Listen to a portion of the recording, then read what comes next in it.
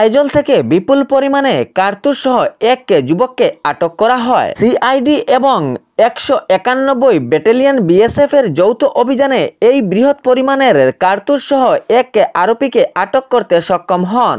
জানা যায় মিজোরামের রাজধানী আইজলের সেলিং এলাকা থেকে বিপুল পরিমাণে কার্তুজ সহ এক যুবককে আটক করা হয়।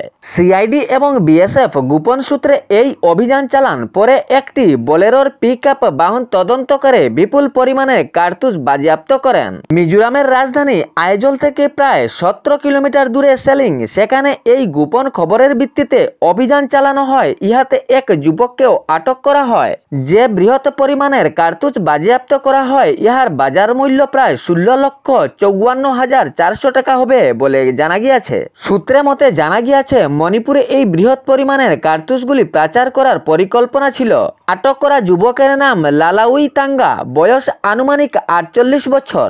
এই অপরাধী লালাউই তাঙ্গা কার্তুজ পাচারকারীকে আটক করার পর থানায় এ মামলায় একটি রাজু করা হয় এবং আদালতে সোপর্দ করা হয়েছে। বিভিন্ন জায়গায় রেলপথে ধস পড়ার কারণে রেল লাইন এখনো সবল হয়নি। এই ধস সরানোর কাজে রেল কর্তৃপক্ষ বিভাগের জোরদার কাজ চলছে। বাতিল করা হয়েছে অনেক ট্রেন, কিন্তু আংশিকভাবে ও পুরোপুরিভাবে কিছু ট্রেন চলাচলের সুবিধা দেওয়া হয়েছে।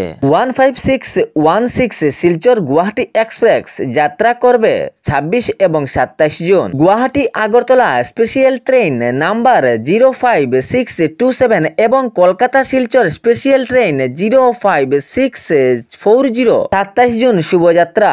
এর মধ্যে বিভিন্ন আংশিক ট্রেন রয়েছে যাহা রেলপথের স্বচ্ছতা দেখে চলাচলের যোগ্য হয়েছে, কিন্তু এখনো বিভিন্ন জায়গায় জোরদারভাবে কাজ চলছে। এ ভারী বৃষ্টিপাতের ফলে অনেক জায়গায় ভূমিধস, বিচ্ছিন্ন হয়ে পড়ল রেল চলাচলের পথগুলি।